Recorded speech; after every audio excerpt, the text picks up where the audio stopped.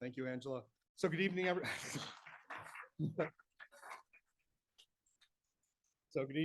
On behalf of National Radio Astronomy Observatory, the Green Bank Observatory, and Associated Universities Incorporated, it's my pleasure to welcome you to the 2025 Karl G. Jansky Lecture. So established in 1966, the Jansky Lectureship honors Karl G. Jansky, whose 1932 discovery of cosmic radio waves from the Milky Way marked the birth of radio astronomy. The award recognizes individuals who have made exceptional contributions to the field. And as always, we are delighted to welcome members of the Jansky family that are able to make it to any of our Jansky lectures. So this evening, we want to extend a special thanks to Mary Ann Edwards, Karl Jansky's niece, for joining us once again this evening. So let's give applause.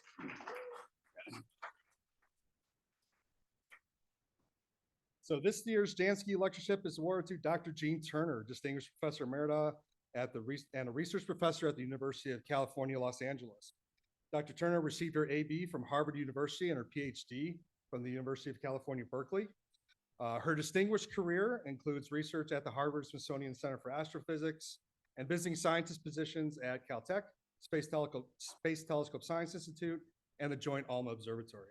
She also played a pivotal role in the development and commissioning of the Hat Creek Millimeter Interferometer and the Atacama Large Millimeter Submillimeter Array. And she is a fellow of the American Association for the Advancement of Science. Dr. Turner is internationally recognized for her pioneering studies of star formation, molecular clouds, and the interstellar medium. Her work has illuminated the processes shaping the birth of stars and galaxies, and through innovative use of interferometric techniques, which we're going to hear about today, and molecular tracers, she has deepened our understanding of how massive stars form and their influences and their influence in their environments. And in addition to all this, her scientific achievement, Dr. Turner is a dedicated mentor and a leader in major observational efforts, inspiring the next generation of radio astronomers. So please join me in congratulating and welcoming Dr. Jean Turner, our 2025 Karl G. Jansky Lecturer, as she presents her talk, Exploring the Dust Origins of Star Clusters.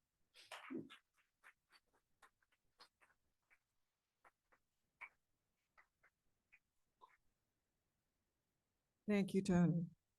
Good evening. It's a pleasure to be here in Green Bank, and I have enjoyed my short visits here so far very much. And it is a pleasure to be here, and it's also a very great honor to be giving the Karl Jansky lecture. And I'm very happy that Mary Ann and Ron Edwards happen to be here too. So my topic is the exploration of the origins of star clusters, which they are dusty places, and so they're difficult to see, and this is why they are targets for radio astronomy.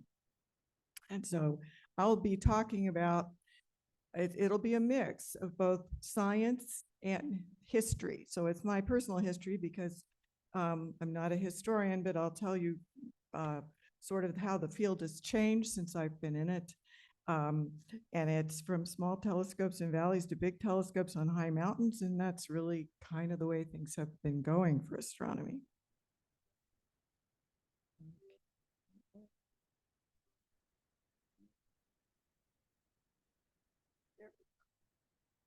Okay, so my topic today specifically is star formation. I didn't start out here, but we've discovered that in the local universe, there are very large clusters forming. This is a picture of a globular cluster. It's a giant star cluster. There are a couple hundred in our Milky Way. They're all old. They're 10 billion years or so old. And so if we want to study how they formed, that happened so long ago that there are no clues left in those. They're way too old. So we want to find young ones. But the Milky Way doesn't form anything this size anymore. These are very, very large clusters, 300,000 to 500,000 times the mass of the sun. So they have a million stars typically. And this, I'm not sure if this is M13 or M15. I have both in my folder here, but they both look alike. And so the star party may look at one of these clusters, one of these two clusters. I think this is actually M15. So star formation is an important topic of study for astronomers because it's basically the history of the universe. The universe started out as gas, and from there it started to form stars. Gravity just always wants to keep pulling on things, and it will form stars. When you form stars, you form like a tiny billiard ball or something, and it's, you know, most of the time, sometimes they'll explode and there's something left over, like a pulsar or something, but everything winds down and cools down eventually. So this is a non-reversible process, kind of interesting. So star formation is an important element. That's how the universe evolves, changing gas into stars. So we have lots of questions about it. Efficiency. Efficiency is what percentage of the gas turns into stars in a star forming event. If the efficiency were 100%, the universe would have formed 14 billion years ago and we'd be done with it. But it didn't, and it still continues in our galaxy today. So we know it's inefficient. How long does it take to form a star or a cluster? That's a key question. We definitely don't know that. Stars are important for enrichment. I mean, we're made of carbon, and carbon comes from the centers of stars. So how was this carbon get out of the center of the star into the interstellar medium? How did it end up in us? Those are questions. How fast did that happen? Okay, and the regulation of star formation. So, you know, stars can explode, and that might blow off the gas cloud and keep further stars from forming. So that's called regulation. Then the differences between star clusters and galaxies is kind of an interesting question. This is a big ball of stars, a million stars. But if you look at something like our Milky Way, there are 10 billion stars in it, or more. And so what's the difference between, what is the maximum size of a star cluster, and how is it different from a galaxy? And why does a galaxy consist of star clusters? Like our Milky Way, which has a halo and it has 200 globular clusters. So how does this work? And finally, how do black holes form? There's a good chance there is a black hole forming in any given globular cluster. So it could be a seed for black holes, maybe even for the supermassive black holes that are the centers of galaxies. Who knows?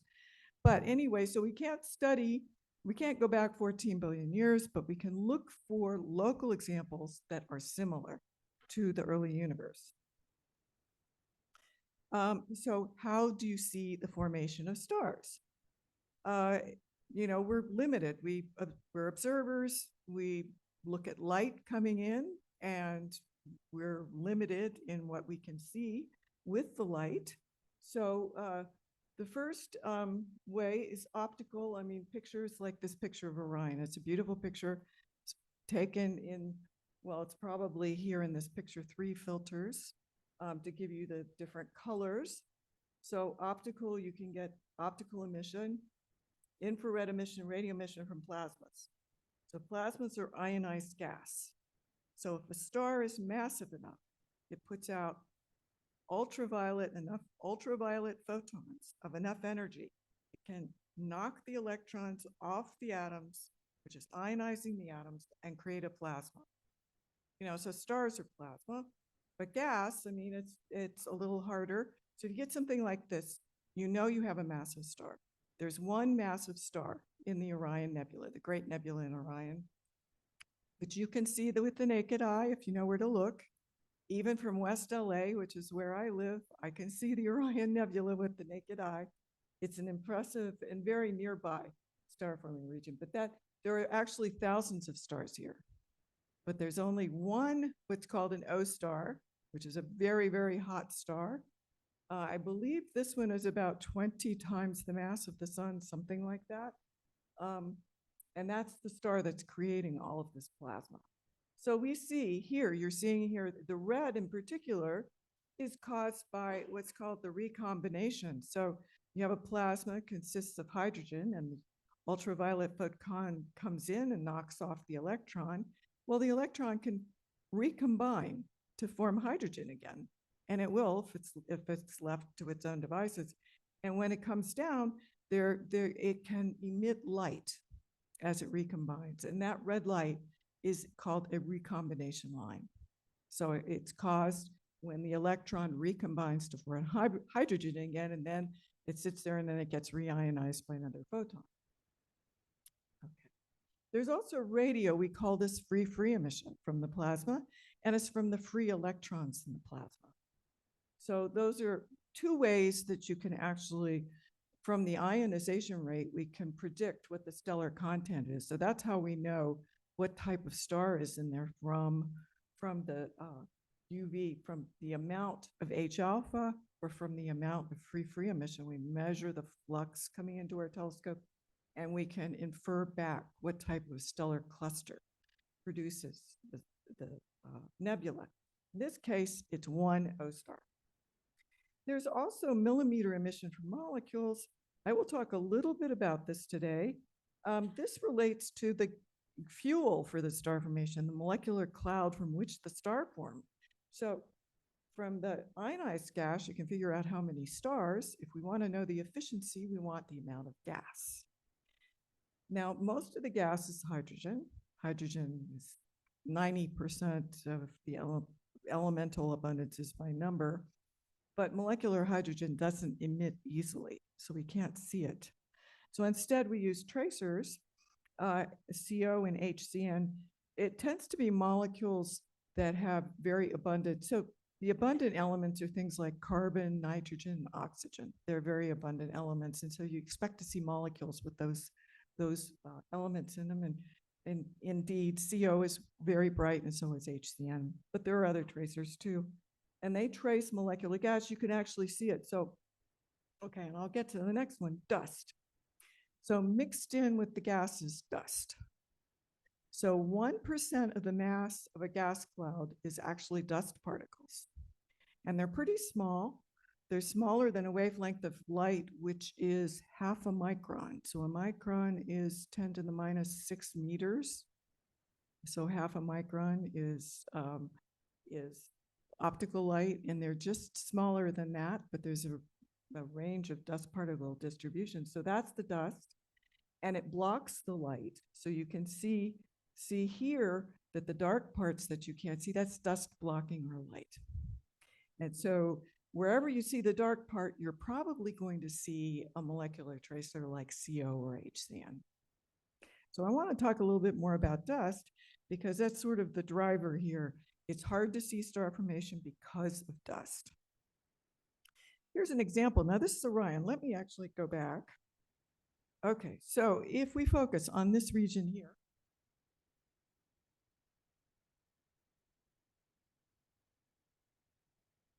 that is called the Orion bar, and I'll show you a picture, a close-up of it here. On the left-hand side is a Hubble picture. So this is at optical wavelengths that you can see with your eye. On the right-hand side is from the James Webb Space Telescope, JWST, and that's in the infrared. The infrared gets through dust, penetrates dust clouds much better. So if you look on the left, you can see that particularly on the lower left of the screen, you see on the left-hand side, you don't see many stars. On the right side, you see many more stars. That's because the infrared is getting through. It can penetrate the dust clouds. On the left-hand side, they're blocked. The second thing that happens is it reddens. So dust both blocks the light and it reddens it. So if you look on the left-hand side, the two stars here,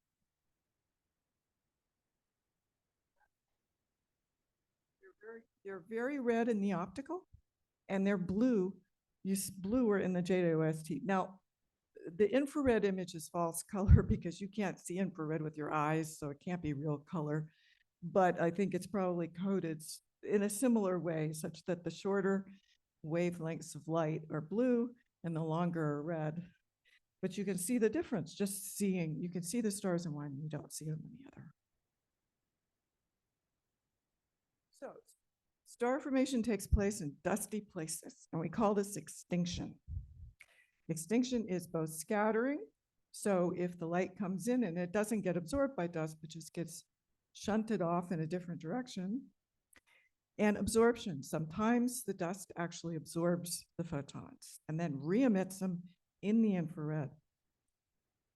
So those are the two processes. There's reddening because of scattering. So dust reddens light because it scatters the blue more than it scatters the red. In the optical, they're almost proportional to wavelength. So the blue light is scattered much more than the red. Now, in the Earth's atmosphere, it's even more extreme. The blue light is really scattered out. So this is why we have a blue sky. It's scattering by molecules, which are very tiny particles, very, very tiny compared to the wavelength. And so the blue light is scattered very much out of the beam. If you look at the sun, not recommended, it's very red because what's left in the beam is red. That gets through, but the blue light is scattered out. So that's scattering. Then dust can absorb, and if it absorbs, it re-emits in the infrared. So it'll absorb a photon in the ultraviolet. That's a very short wavelength, lots of energy. And what it does is it absorbs it and re-emits in the infrared. That's exactly what our planets do in the solar system. Our Earth is warmed by the sun. It re-emits in the infrared. So if you go outside the Earth, you look back at it with an infrared telescope, you will see the Earth glowing. Okay, so the more extinction, the longer the wavelength. So that's you want to press to longer and longer wavelengths because the longer the wavelength, the better chance you have of the photons getting through. So if you have a really dusty region, you want to go to the longest wavelengths you can to see through the dust.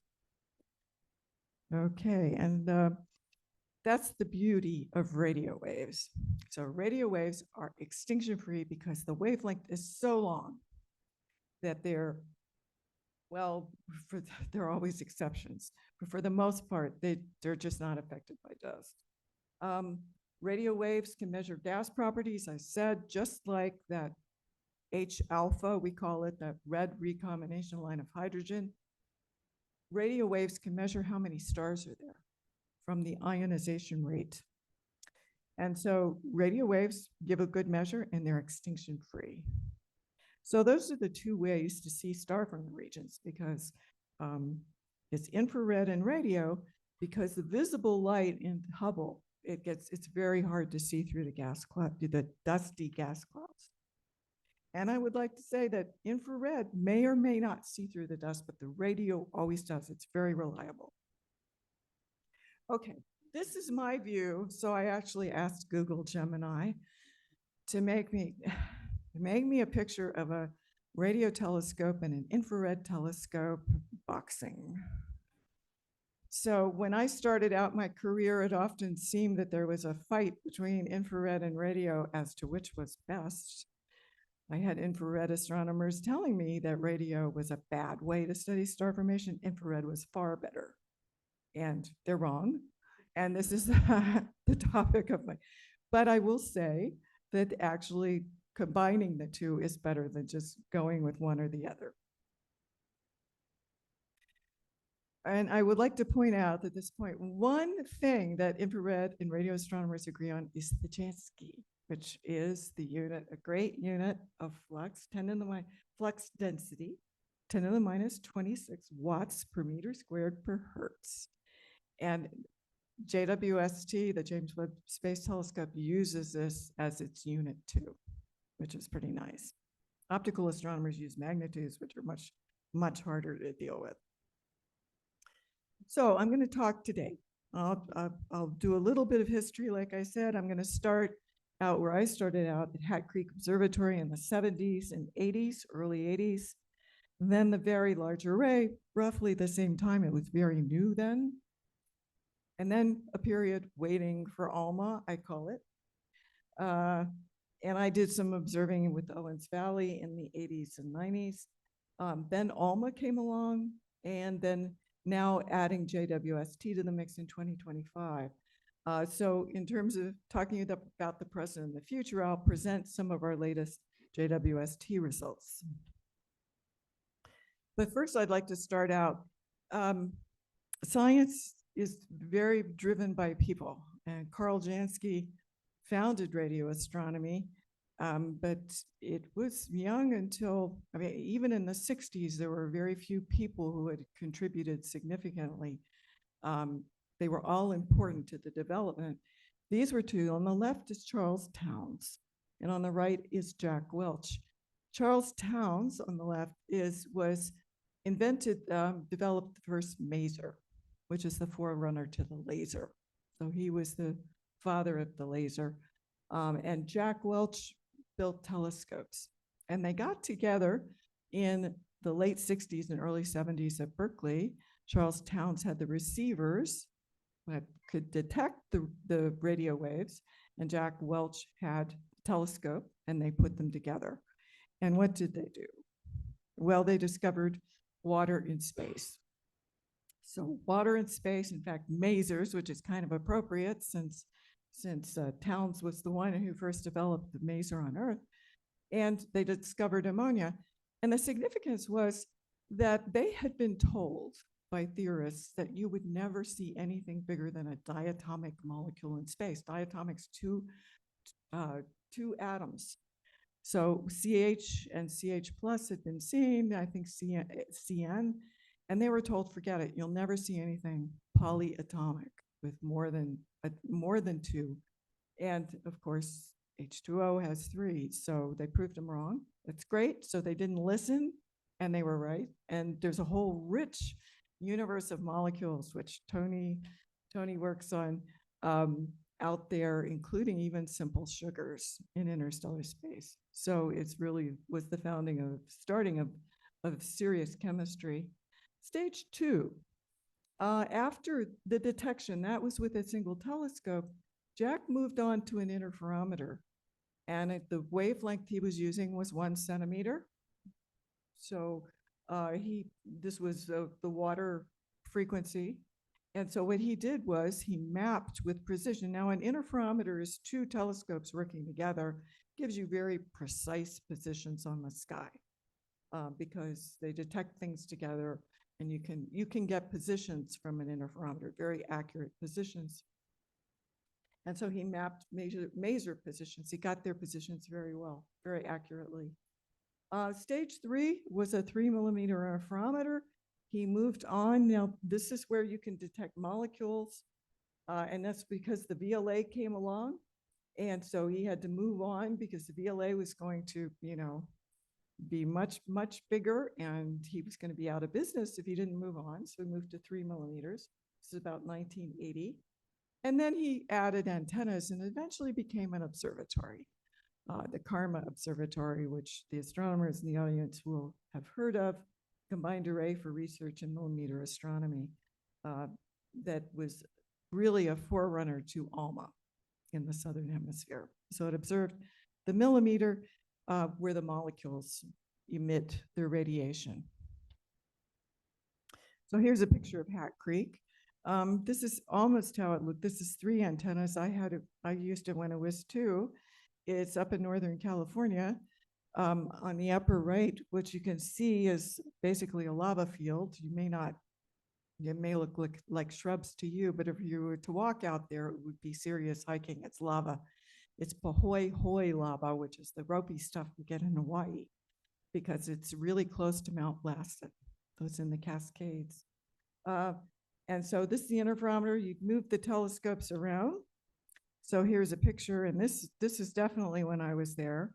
There are 2 telescopes, and they're not very big. And so you can see, you attach a tractor, and you put a little cart under them, and you lift them up. And the graduate student, which would be me, would carry the cables to the side as you slowly move the antenna to a new station. And then you plug them in on there are these things called the pits.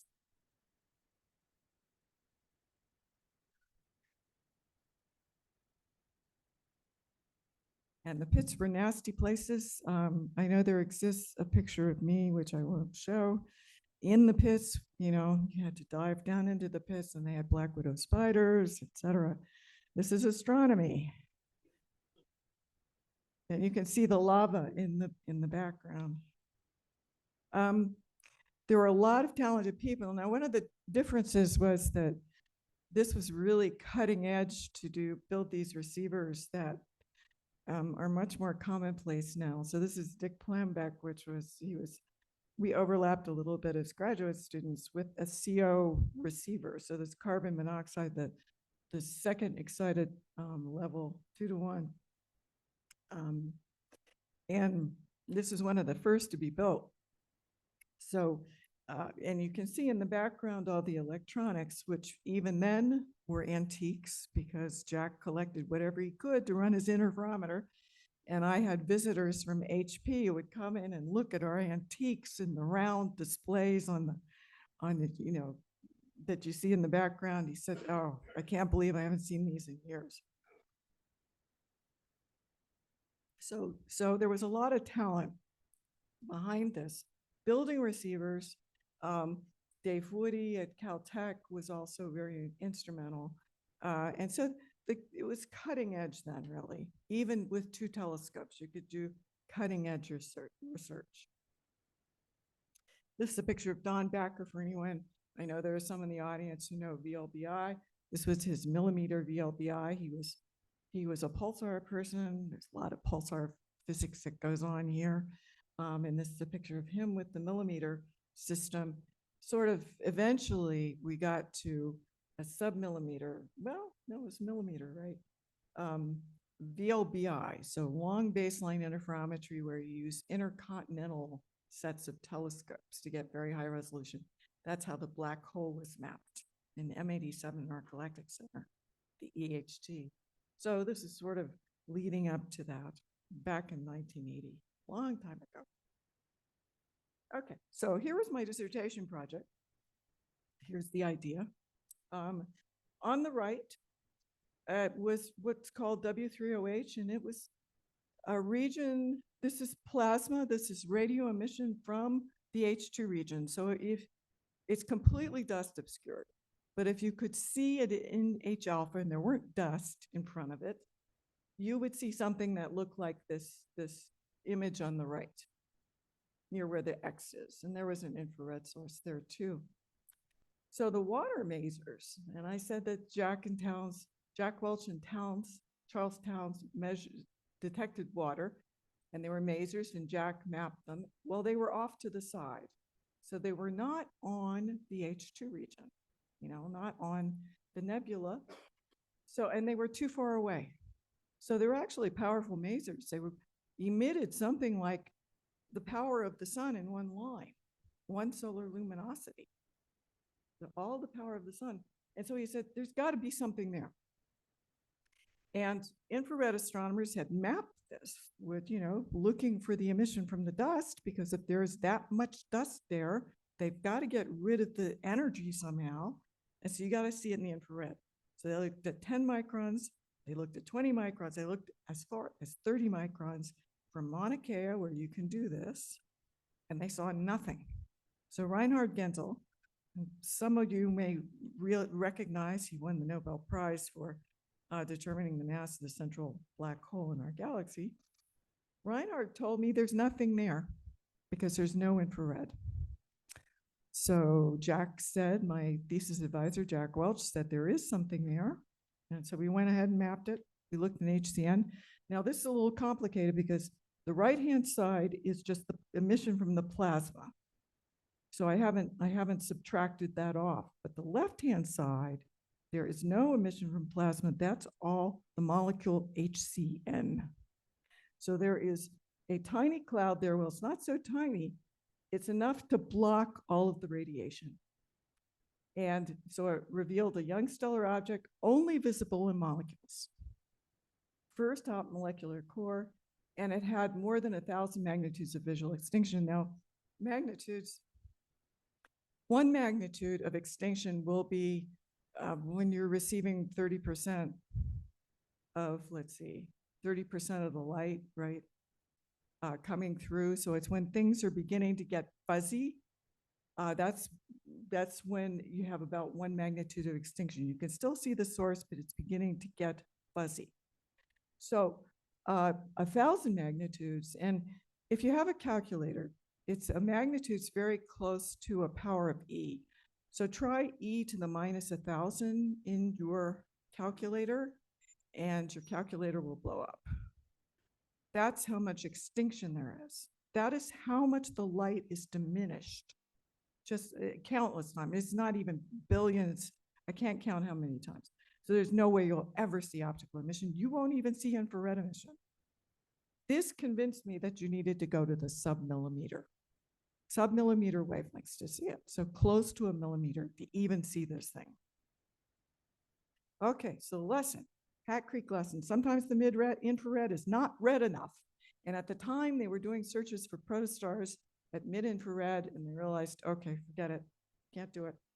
Jack Welch lesson, persistence pays. So he was convinced there was something there. He wasn't going to be deterred. He was right.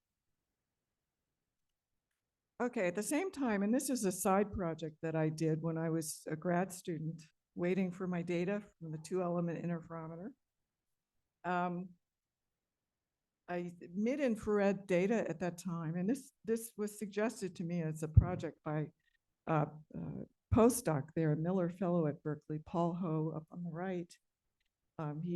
He was a Miller Fellow with Reinhard Genzel actually at the time.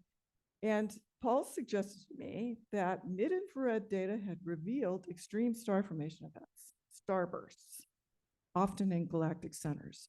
So the infrared astronomers went out there and they saw these really bright infrared sources. And Paul was convinced it was star formation. So it was hot dust. Mid-infrared is hot dust. And he figured that there would be star formation there. I thought it was a great idea. He had this whole argument planned to convince me. No, I thought it was great from the start. And so he suggested that we do this, and we picked these 3 galaxies. Now, everyone else was dubious. And in fact, a professor at Berkeley told me the idea was stupid. And in fact, we went ahead and submitted anyway. I didn't listen. We submitted, and the reviewers of our proposal also were dubious. They didn't think, because the centers of galaxies, spiral galaxies like our own, were believed to be what's called red and dead. They believed all the stars were evolved. I mean, sort of like globular clusters. No gas, no star formation, formed all their stars long ago, forget it. So that's the center of the spiral galaxies. They said red and dead.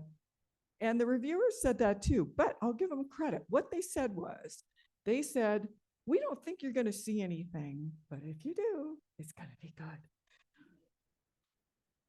So we went to the Karl G. Jansky Very Large Array. It wasn't called that at the time. It was very early. It was very young. I think it was only a couple of years old or 3 years old or something, and observed it. And I just want to show what the technology of the time was. So I saw the brains of the GBT today. This was the brains of the Very Large Array. Was a ModCom computer, and you had to toggle in if you booted it. Now, I didn't touch it, of course. It would be the operators. They'd toggle in if they had to reboot. So this ran this for years. I don't know when they swapped this out, but it was relatively recent. So this is what we saw. And some of you, the astronomers, may recognize NGC 253, which there's been a lot of beautiful ALMA work done on this. But we did indeed see something. It was definitely there. On the left-hand side, it's the emission at a wavelength of 6 centimeters. On the right-hand side, it's at 2 centimeters. And the 2 centimeter emission is more likely to be from plasmas. The 6 centimeter emission is more dominated by synchrotron emission, which is what Karl Jansky saw from our galaxy. So we expect to see this from spiral galaxies, synchrotron emission. I sort of thought that the little lumps meant something.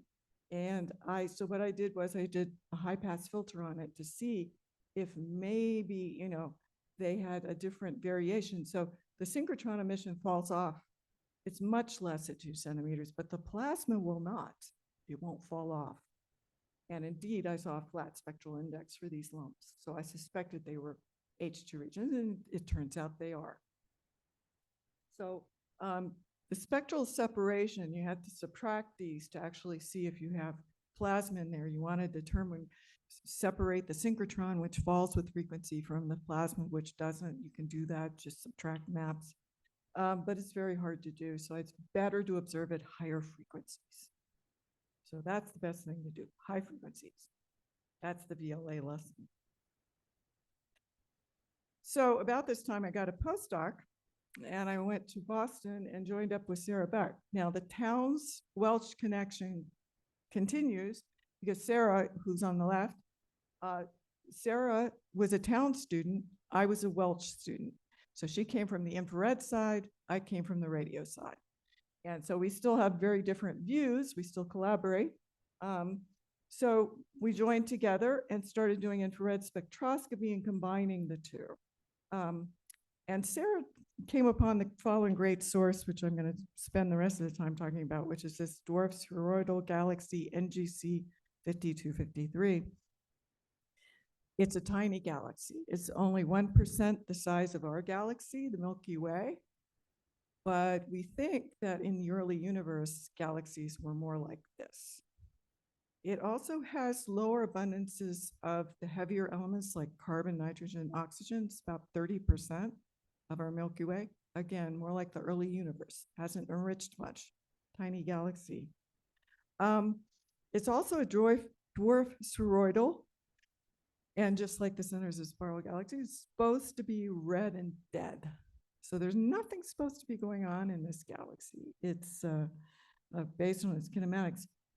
But you see some gas there. It's called peculiar because it has this filament coming in, and it has many, many bright clusters. So it's a curious place.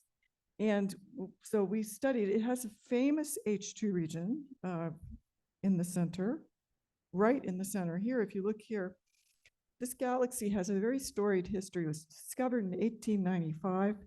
And in a spectrum that was taken when Harvard established its outpost in Peru. It had a telescope there, took a spectrum of it, and noticed that it had an unusual spectrum, much like the giant H2 region nearby in the Large Magellanic Cloud. And so they noticed that the other thing they noticed, because of the spectrum, they happened to notice there was a new star there that hadn't been there 2 months before. So this is the second recorded supernova in historical recorded supernova. It's supernova 1895b. So B means it's the second one. It's the second recorded historical supernova. Now at the time, 1895, we didn't know there were galaxies. So people thought this was something in our galaxy. And so Edwin Hubble and Harlow Shapley weighed in on this. They looked at this, wrote papers on it. They were trying to figure out if it was extragalactic or not. And Cecilia Payne-Gaposchkin weighed in too. She thought it was extragalactic. And at the time, people didn't know what a supernova was. So there was an argument, is it near and just a nova, which Cecilia Payne-Gaposchkin worked on, or is it far and a really bright nova, which we now know as a supernova? So Hubble figured out it was the latter. So I'm focusing on this region in the center, which is outlined by the square. So we did it with the VLA. We looked at this thing, and on the left is in contours is the 2 centimeter emission. We went high, decided to skip the 6 centimeter. Well, we did the 6 centimeter, but this was the important thing that we published, 2 centimeters. And on the right is 2 centimeters in H alpha. Now the H alpha may look like it's bright there, but in fact, it is completely unimportant. We would not know the power of this nebula if not for the radio. So the radio flux requires a cluster with 1 billion times the power of the sun. So we call that 1 billion solar luminosities. And it's pretty small. And if you compare radio and the H alpha line that you saw before in Orion, you will get a visual extinction of 33 magnitudes. That's a little easier than 1,000. Plug that into your calculator. E to the minus 33, which is very close. So the light's diminished by 1 billion times or so. So what you see in H alpha is 1 billion. It's the tip of the iceberg in this system. Even though it's quite a nebula that they noticed was very interesting, it's 1 billionth of the true. You needed to go to the radio. You had to have the radio to know how much was there. So the cluster has 1 million stars, including about an estimated 1,000 O stars. So I want to, let's see, let me show this first. Just to compare the optical. Now, for a while, there was an infrared instrument on the Hubble Space Telescope. And that's shown on the left. There are actually two images here. What is the blue channel of this, of the blue filter on the left image? One is the red. And the blue is 1.6 microns, which is near infrared. So that's not something you can see with your eye. 1.6 microns, 1.9 microns. Remember, I said you have to go redder to see something that's more obscured. You can't even see this thing until 1.9, close to 2 microns. Now on the right is a blow up. So you can see the two sources. It's just the same image as on the left with the blow up, but the green is the radio. And you see how compact that is. It's very, very compact. And what I loved about this image at the time was the radio image made the HST image look blurry, which for a radio astronomer is very gratifying. And we also found that this core, now this is one of the, this isn't the highest resolution image we got. We used PyTown with the VLA to get very, very long baselines. And the longer the baseline, the higher the resolution. So this is a really sharp image. We could see it was only, the radius of this thing is 1 parsec. So to put it in context, the distance between the sun and the nearest star to us, Proxima Centauri, that's 1 parsec. So there are 1,000 stars within a radius like that. It's amazing cluster. And okay, so this is 5 parsecs. So that's a region of roughly 5 parsecs. I'm going to mark that. And I just want to talk about O stars. Okay, first of all, this is 1 O star, 1, not 1,000, 1. And that's 5 parsecs. And look what it does. So the ultraviolet photons are coming out and they're ionizing and heating the gas. I guess it's 10,000 degrees over a large area, heated by a single O star. There might be a second one on the left, but the main Orion Nebula is 1 O star. Here are some other things. If you look at these images on the top left, what a single O star can do, this is when it's forming, when it's accreting gas along a disk, it can have these outflows, jets coming out. It tends to happen with accretion along a disk. We don't completely understand. You get jets. So when stars are forming, they have molecular outflows. And I've drawn 1 parsec. Now these are 1 parsecs, but you can get the idea, 1 parsec. On the right is something called the homunculus, which is Eta Car outburst. It was a star about 120 solar masses that had an outburst in the 1850s or so. And that's the picture of what happened after the outburst. Again, 1 parsec. On the lower left is what's called a Wolf-Rayet nebula. So there are stars out there that we see. They're very blue stars that also show emission lines, which means they have a nebula. They create a nebula by blowing off their outer layers. Again, 1 parsec is a little harder to see here, but it's much bigger. And on the right is a supernova remnant. And you know about a supernova, they go bang, and the supernova remnant comes out tens of thousands of kilometers per second, and you get a remnant like that.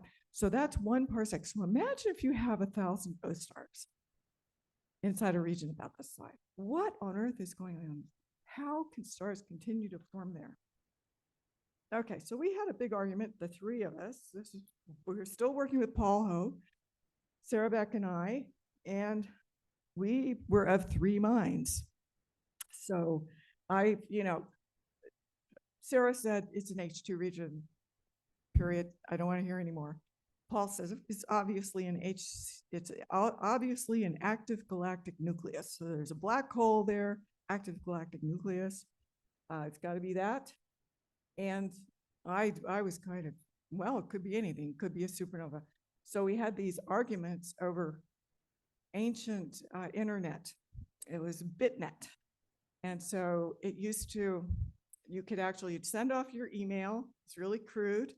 And you could see, it would tell you every institution it went to get to its destination. So for example, going to Tel Aviv, it would tell me, it would go up to Lawrence Berkeley Lab, and then it would go over to SUNY New York, and then it would go to Tel Aviv. So I could see each institution. To get to Harvard from Los Angeles, it would go Berkeley, SUNY New York, and then it would go through every little college up to Harvard. That's because Harvard was too cheap to buy a longer connection. So it would go through every little college, and it would take 20 minutes. Okay, so there was this discussion. It was the funniest thing to have this argument over, there was no Zoom, right? I mean, it was BitNet. So Sarah and I went off to the Keck telescope. We did there was for a while, and this is what JWST does now, but there was for a while a mid-infrared camera that was really nice on Keck. And we took a picture of this, and there it is. And this is about, the image is 10 arc seconds across. 1 arc second is about, 18 parsecs. So we showed that it was less than about 5 parsecs across, and it was an infrared source. It was exactly the right, it was just the right flux that was expected based on the radio emission from the dust. And so it was perfect. I mean, it just agrees. It's just like galactic H2 regions have a particular ratio of mid-infrared emission to radio emission, and it was exactly the same. So this was it. It's an H2 region. Okay. So that's one thing we look for. If it's an H2 region, you look for mid-infrared emission. It's very predictable. Okay. So the next question is, what is the fuel for star formation? And dwarf spheroidal galaxies typically don't have much gas, but you see there's a really interesting filament there. Is there emission in molecular lines? So we would expect CO. And CO is one of the brightest molecules. If you want to look for molecular clouds in other galaxies, you use CO. So I used the Owens Valley millimeter interferometer. And this was in, I think, the early 90s when there were maybe only 3 telescopes. And so I made a map. I won't show you the first map. The first map I made, the director at the time, Nick Scoville, told me it was the ugliest map he'd ever seen. So what they did was they gave us more time. So we went to a higher frequency, which was totally insane because the site wasn't good for it. And it's a southern source sort of grazing the horizon. It was crazy. But we saw something. So this was a paper. And you could see this, the CO emission on the left, the background is an HST optical image. So you see the galaxy there. On the right is H alpha. So that's the nebula, which of course, as I said, you can't really see the main source there, but you see all around it. And you can see that filament that we could have predicted. And in fact, if you overlay it on, you can see in the optical picture here, you can see.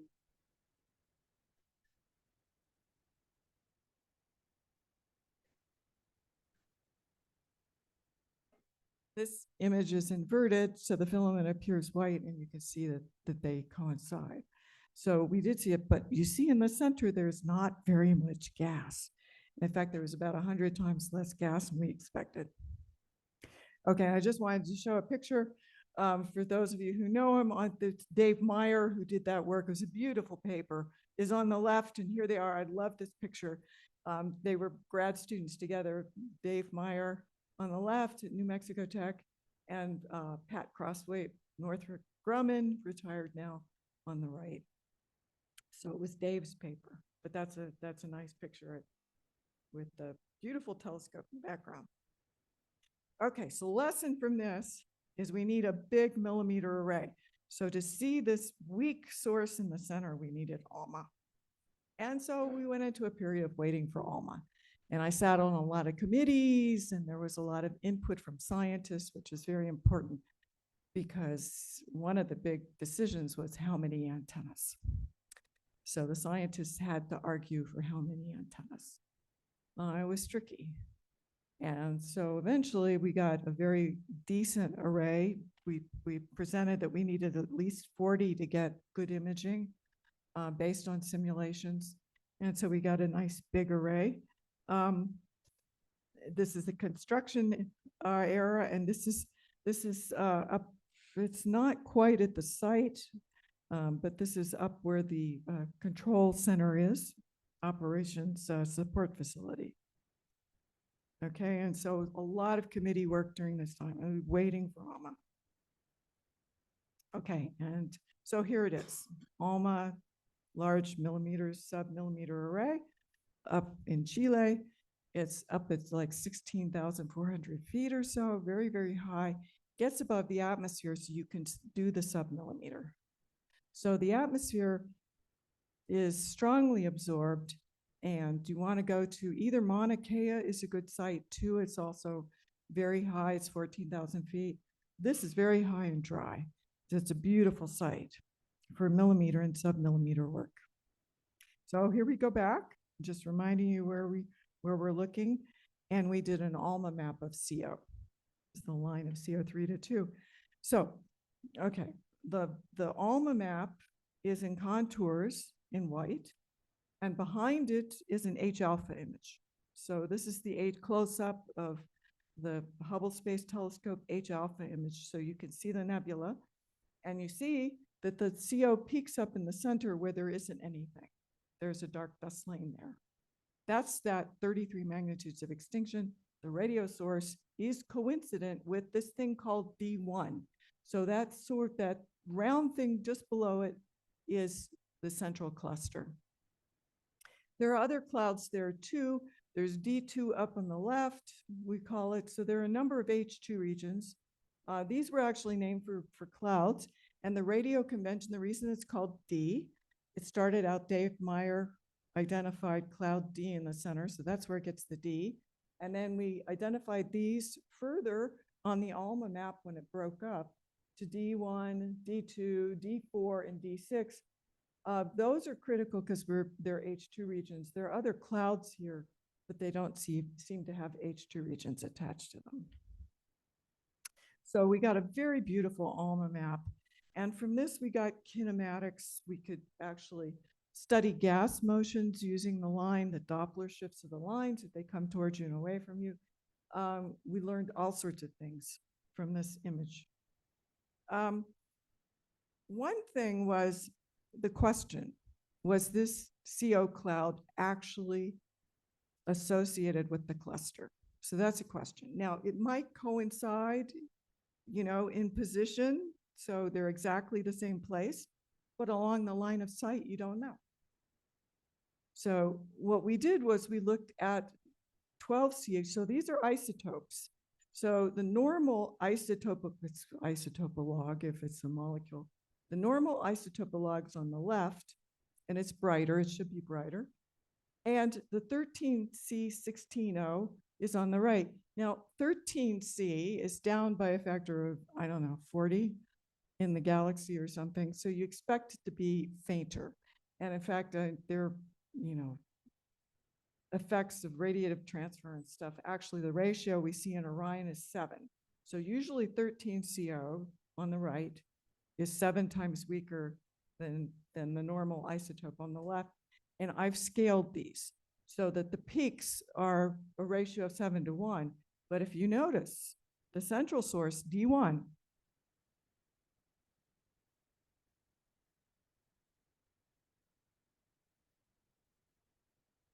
has a very abnormal ratio, just disappears. It has this ratio of 12CO to 12C16O to 13C16O is 40. It's not 7. So we know that the chemistry is peculiar in this source. That also argues that it is right in with the cluster. So it seems to be embedded in the cluster, which is hard to imagine. You have 1,000 O stars and you still have a molecular cloud, which tends to lie in cold places where you don't have radiation to dissociate the molecules. Total puzzle. We still don't, we don't understand it. We're still probing. Okay, so here are the things we learned from ALMA. We learned a lot. So the molecular cloud coincides with the H2 region, and its radius is less than 3 parsecs. The 12CO to 13CO ratio is very high, weird cloud chemistry. Finally, the line profile, the Doppler shift across the spectral line, suggests that the cloud consists of clumps orbiting in the cluster, giving a mass of 3 times 10 to the fifth. So we can actually measure the mass of the cluster. So we have a power of the cluster, and we have its mass. And that's pretty rare. Okay. All right, lesson. Sometimes we need more data. So now I'm going to show you age, and I'm just going to sort of go through this pretty quickly because this is the hot stuff we're actually working on. I'm getting messages from my collaborators. We're going to submit this in a couple of weeks, but it's JWST data to complement. So JWST is a space telescope, and it has, you know, this solar shield here, which is this amazing, I don't know, they're mylar sheets or something. It's just unbelievable engineering miracle that they managed to get it up and unfurled. And so it's working. What I was using was the mid-infrared instrument. There are a lot of instruments there. I was using the mid-infrared instrument because I want to go to the mid-infrared, which is as far as JWST goes, because this source is deeply buried. And of course, if it's deeply buried, you want to go as red as possible. So we headed for the mid-infrared. It's called an integral field unit, which gives images in spectroscopy. So it not only does a spectrum, but it does images in each, it has a spectrum across the image. And we got a spectrum from 5 to 25 microns. So across the entire mid-infrared. And so here we see it. Remember I said, if you have H2 regions, you should expect mid-infrared emission. And so we see D2, D1, D4, and D6. There are 4 regions that we see in the continuum. So this is not a spectral line. This is the infrared continuum at 5 microns. And so we can see these 4 H2 regions. There are things called polycyclic aromatic hydrocarbons, which are they're large molecules. They have few hundreds, 300, 500 carbon atoms. There's like tiny dust grains are seen throughout, which is not surprising. We see CO, so you might expect to see these. What this tells us, so we were sort of wondering if part of the reason this object is weird is because the galaxy has low metallicity or because this star cluster is so unusual, and it's actually both. So the D1 cluster stands out from the others. They all look unusual by galactic standards. They have unusual properties, but D1 is really unusual. Okay. We also had a recombination line. So H alpha, I said, with the problem with H alpha is the light is blocked by dust. We see another recombination, fund alpha, and that should look like the H alpha. Now it's blurrier because JWST is blurrier in the mid-infrared than HST. But you can sort of see that the fund alpha is getting through a lot better than the H alpha. The H alpha has that void in the center, right where the cluster is, but the fund alpha shows up. The contours, by the way, are fund alpha, so you can compare the 3. The final image on the right is neon 3. And this is called a forbidden line. We see it from H2 regions. It comes from very low density gas. The significance of neon 3 is that it requires very, very energetic photons. So the light coming from the star has to have very high energies. And you only get this with the very most massive stars. So you have to have stars that are 150 solar masses or something to see this. There has been speculation that in this cluster, it's big enough because it's all statistical. I mean, the larger the cluster, the more likely you are to have a really massive star. So, it's like 1 in 100 stars in an O star. 1 in 1,000 stars is, like a 60 solar mass star, something like that. There's speculation there could be a 300 solar mass star here. And so it would be a huge star that we've never seen before. The neon 3 suggests that there have to be very high energy photons. So we're still arguing over just how high energy we see. But this shows that these photons are there, and in spite of the extinction, they're getting out. So look how far this goes out. This goes out to about 50 parsecs radius. So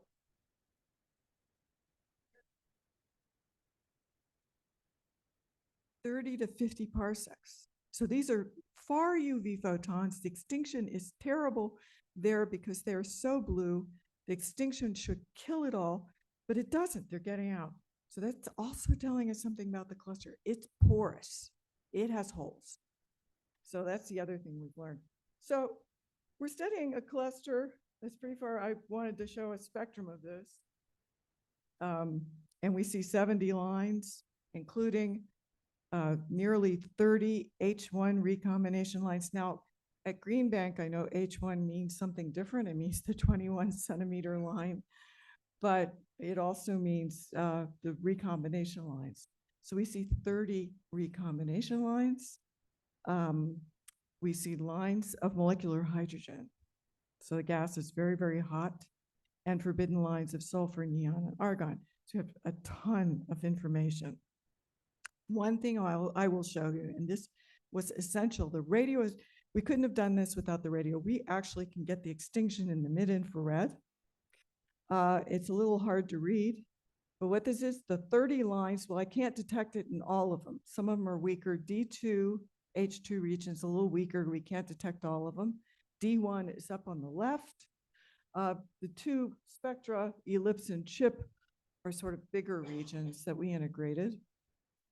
And the bottom is D2, D4, and D6. D1 on the upper left, that's the important one, has an extinction of 1.4 magnitudes in the mid-infrared. So it's substantially obscured. We're only seeing 25% of the photons, even in the mid-infrared. So it's not quite as bad as W3OH, but it's close. And we couldn't have done this without the radio. So the way that we got the extinction was by comparing each one of these lines to what the radio emission predicts from the VLA images. So that's how we got the extinction. Couldn't have done it without the radio. No way. Okay, so lesson. Sometimes the mid-infrared is not red enough. You still have extinction. Lesson 2, radio continuum. The radio free emission from the H2 region is the only way to be truly sure that you don't have extinction. And that lesson 3, ALMA and JWST are a powerful combination. Okay, so I have come to the conclusion that it's not a fight after all, it's a dance. So I asked Google Gemini to draw me a picture of a radio telescope and an infrared telescope dancing. So this is sort of my conclusion. The aliens are gone from this one. They were in the previous one, but they're gone from this one. And there's music, so I like that. Okay, so they're a great way to learn about star formation. The future of star formation studies, I think the radio continuum emission is so important, and ALMA does a beautiful job, and so does the VLA, but I think the NG-VLA would give us even better images with higher resolution, so we could see galaxies more distant than this one to increase our numbers. Every galaxy is a snapshot. This is one source. We've studied it. We've learned a lot. But in reality, we need many to study the evolution, how these things differ, how fast they take to form their stars. Do all of them blow off their gas? Things like that. It will give the sensitivity and resolution to reach galaxies at 30 to 50 megaparsecs. And so I think that the VLA needs to be replaced. We need the NG-VLA. So there are many, many questions. This field's just getting started, I think. I'm really looking forward to this. There's a radio astronomer in Charlottesville who's working on this, Eric Murphy. He's a big fan of free emission too. And these are the questions. How do these clusters evolve? What's their long-term fate? Are they seeds for galactic nuclear clusters? We have a nuclear cluster in our galaxy. Is it a seed for that type of thing? Is little NGC 5253 going to become sort of a big spiral galaxy eventually? Globular clusters, black holes. What are the effects on the host galaxy, all of this? So I hope that I've convinced you that the infrared and the radio are a good combination. It's a good way to learn about star formation and that there's a lot more to be done in the future. Thank you.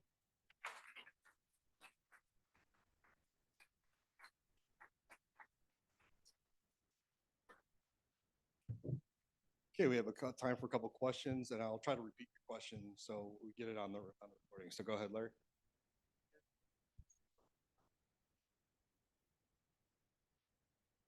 So Yeah, the question is, it seems like a pretty ripe environment for masers, and do you see anything?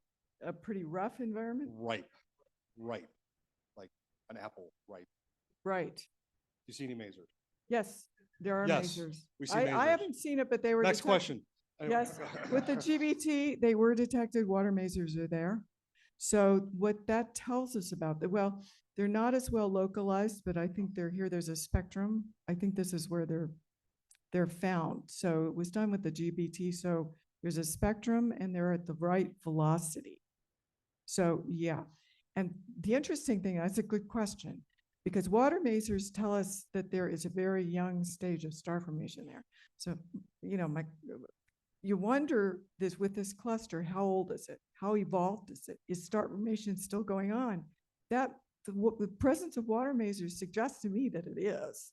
I mean, it's circumstantial, like everything we're doing here, but it is a good sign that there's still star formation ongoing. Yeah. Further questions? Yeah, go.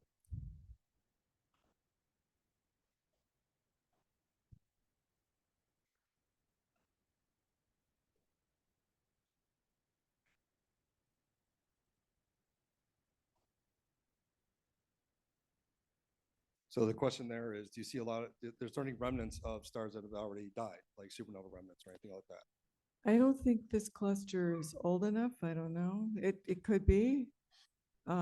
It's possible. It is possible that depending on the enrichment, that you might get enough enrichment that it would change the dynamics of the gas and stall winds and supernovae. That might have happened. We don't know. There are things called strip stars, which are, you know, close binaries that can change the stars. It's hard to know everything that's going on there, and it's possible it's just too young to have supernovae. I don't know. This is part of the reason we want to do more, to see if we you know, can see supernovae blasting out of some of them, or just otherwise dispersing, or winds blowing out the gas and halting the star formation. This one seems to be still forming stars, still got CO, it's got the water masers. So it looks like a young one, but it's hard to put in context right now. That's why I say there's a bright future for this. There's a lot to be done, more sources to be seen. So I'm going to ask a tough question. If you could go back to your Dave Meyer source 1 and 3. So if I was a young person sitting in the back of the room paying attention here, I would ask a question of, wait, no, that one's fine from JWST. You have D1, D2, and D4 and D6. What happened to 3 and 5? Well, that's a good question. We're looking at, okay. The reason I've outlined these is because they show up in the continuum in JWST. That doesn't mean there isn't stuff going on there. We are looking, if you see, I think this is D3, you can vaguely see maybe. We're still looking at it.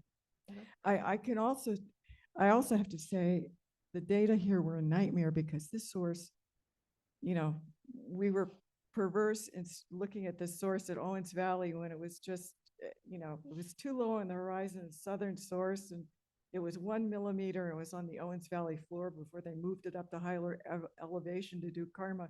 It was insane. This is almost too bright for JWST. It was crazy. I had to struggle to get these images, struggle.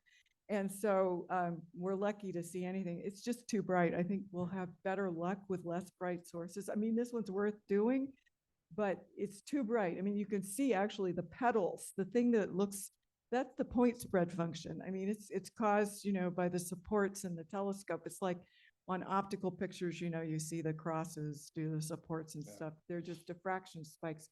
That's what you're seeing here. That's why it's hard to separate D1 and D4. So it's not perfect. But that's a really good question, Tony. Really good question. And I will say for the astronomers and working in millimeter, submillimeter infrared with ALMA picture is definitely better. Right? Definitely. The ALMA picture is definitely better. Any other questions for Gene? Yes, Will.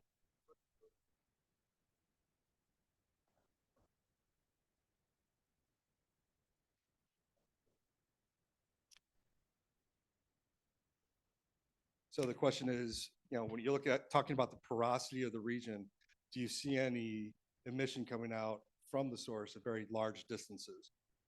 Okay, well, you can see on here, this is the large scale picture. You can actually see the plumes coming out. Now,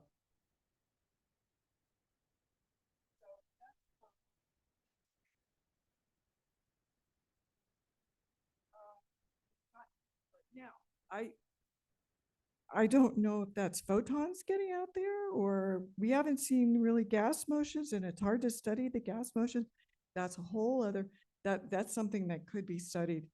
Yeah, and with ALMA or maybe even with JWST, that's a good question. So that's another question. And we actually do see a supernova remnant off about, I don't know if it's 100 or 200 parsecs away.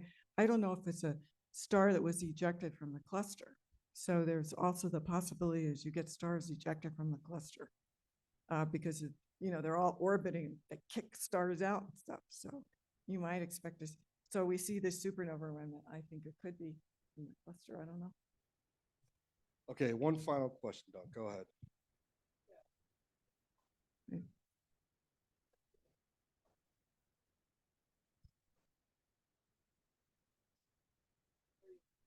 So the question is, Dunk would like you to wax philosophically about the existence of a 300 solar mass star and what that could possibly mean for the fate of the universe. Well, they would evolve very quickly. There are models, actually stellar models for 400 solar mass stars. They're for low metallicity systems. And I'm not sure that might make a difference because usually the problem with the high mass stars is radiation pressure. They're just so luminous. The photons that come in actually carry momentum, and that's force. And so it's radiation pressure, and they blow off their outer layers. And I think in low metallicity systems, you can get higher mass stars because there's less, the radiation pressure is aided by dust, because if there's a dusty atmosphere, the dust helps us like little sails and carries the gas with it. So if you have fewer metals, you tend to have less dust, because dust is made of things like carbon and silicon, and it's heavy elements and stuff. So if you have less metals, you have less dust, you have less radiation pressure, so you maybe could have the bigger stars. Although their models show that they tend to top off. They don't get really hot. Stars top off at maybe 57,000 degrees. And even the 400 solar mass stars actually get lower because they puff out because of radiation pressure.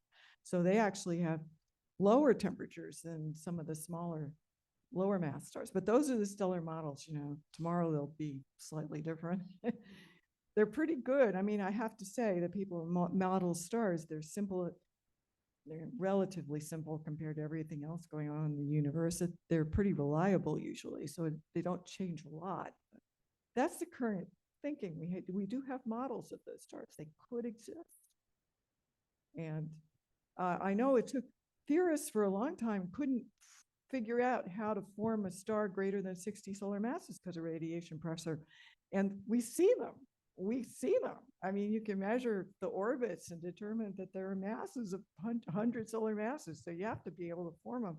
And they figured if you accrete in a disk, it blocks the light and prevents the radiation pressure from pushing it out as much. So actually the dusty disk can help in that regard.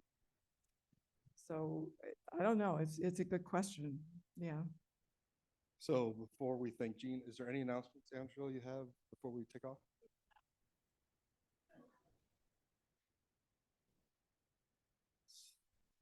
Okay. So what you're saying is no observing? Probably not. Okay.